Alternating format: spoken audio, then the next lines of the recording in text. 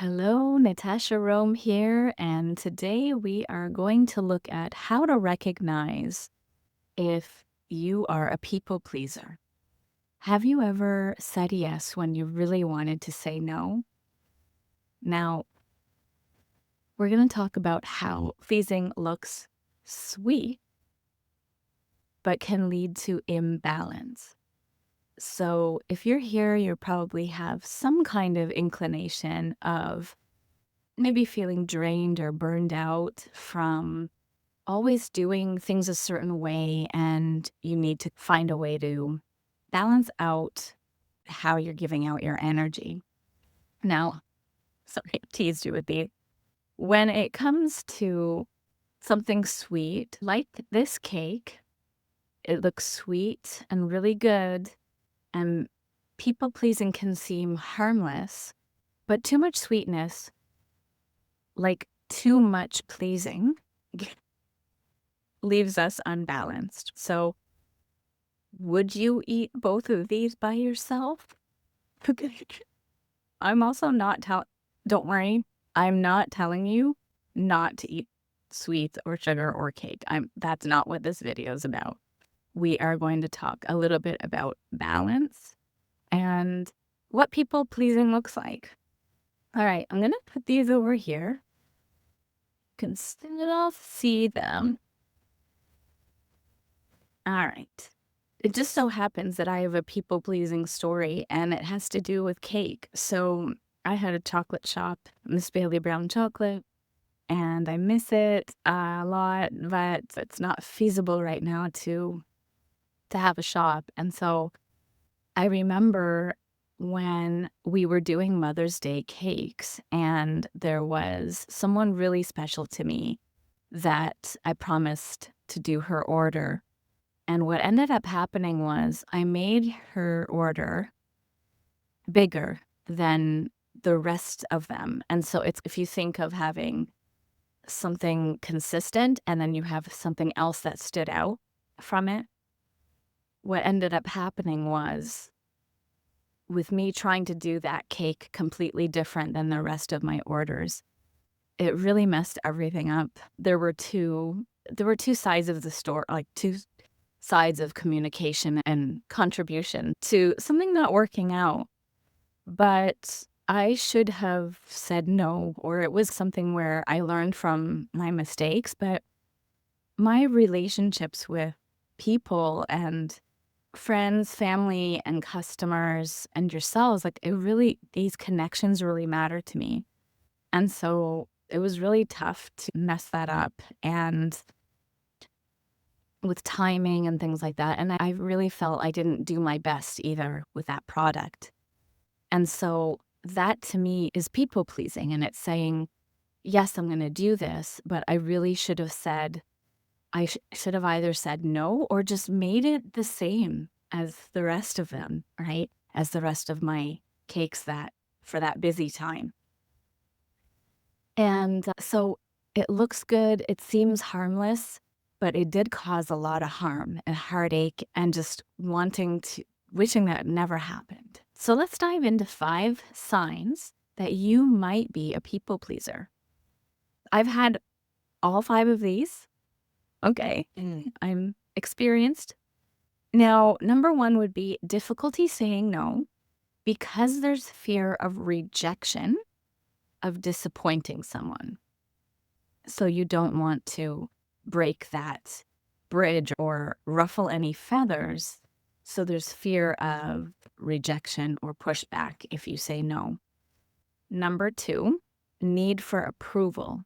So you're constantly seeking validation from others, and it makes you feel like if you do something that you don't necessarily want to do, or you're not setting boundaries, then you won't be liked, okay? And you won't be validated for if you're doing something right or wrong or how well you're doing based on your own opinion. You need everyone else's input and for you to have confidence with that decision. Number 3 is fear of conflict, which kind of goes to difficulty saying no and need for approval. I think that kind of is the answer to the root to all of this, right? Is fear of conflict, and you'll do of anything to avoid tension. Number 4 is overcommitting. So if you're taking on more than you can handle to keep others happy, then that is definitely people pleasing.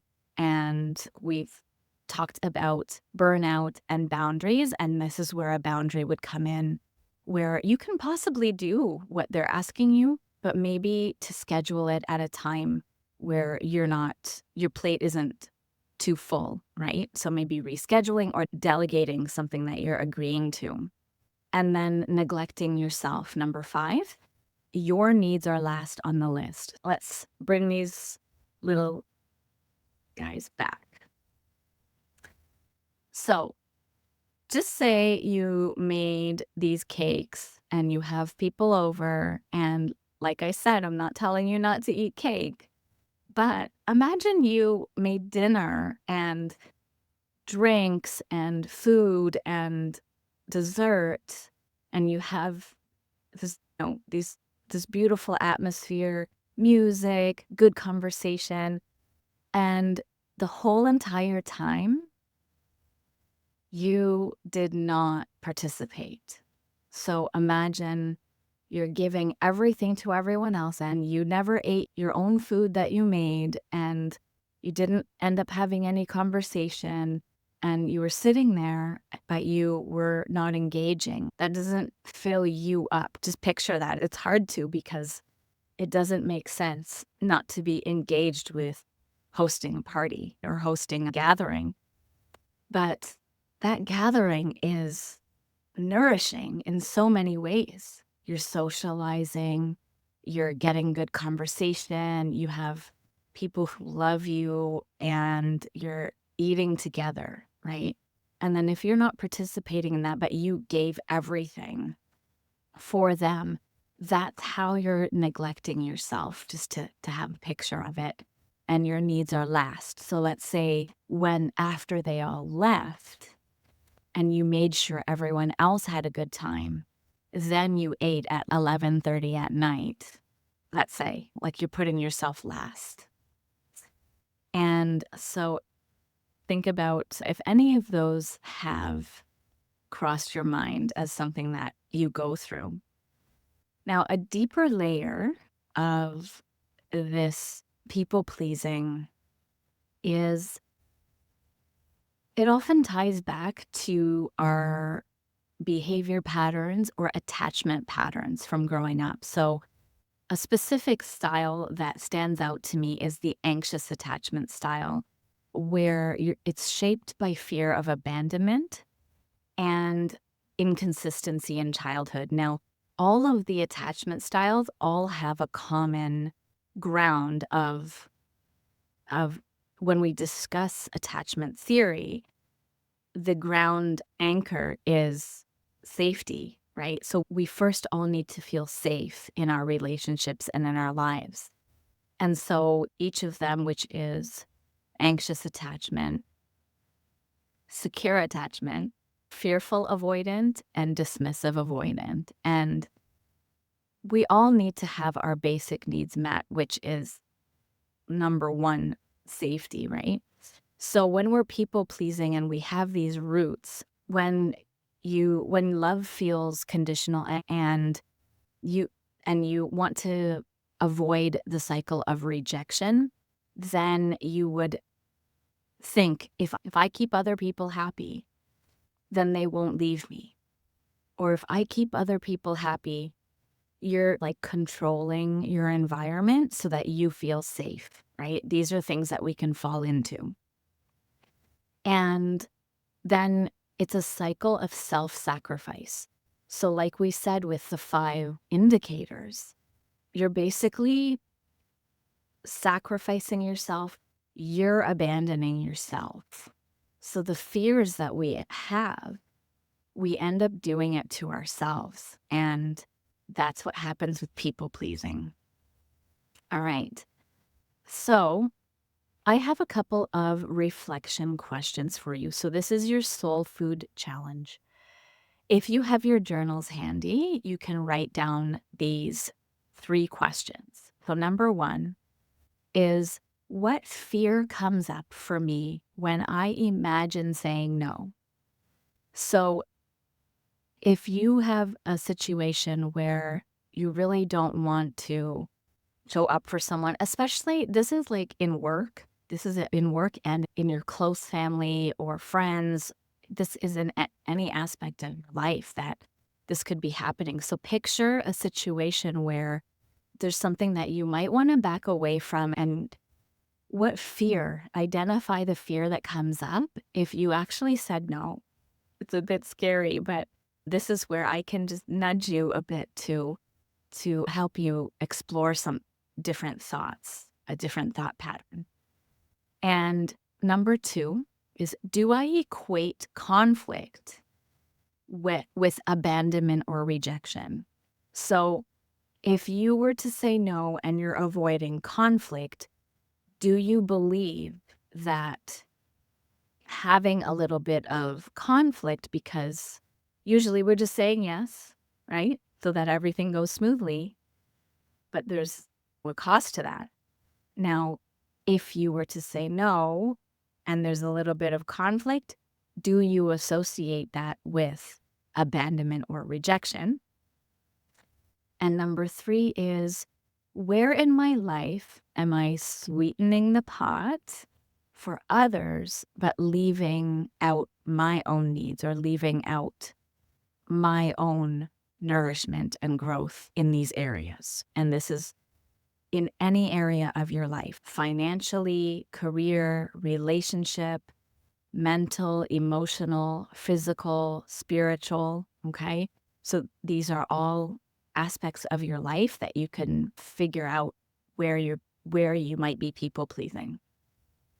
All right.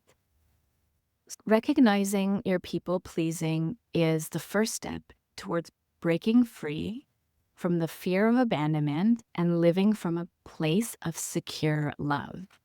Okay. And a little sweetness is good. A little sweetness is good, but too much leaves us craving for more nourishment. So when we have too much sugar, I'm just going to say it. When we have too much sugar, it leaves us craving for more sugar, and it's imbalanced. So if you keep sugaring, sweetening the pot for all of your relationships. Sorry, I talk with my hands. Waving around a spoon. Then you will be craving true nourishment. So your body can't function with just sugar. And if that's what you keep serving and that's what you keep operating with, it's not going to work out. Now, if you see any of these signs in yourself, give us a comment below and subscribe for the next part of the people pleasing series. Which one do you like better? Which one should I have? Try the tiramisu. Yum. Like I said, I'm not telling you not to have sweets, but everything in moderation. Okay? Thanks for joining me, and I'll see you in the next one.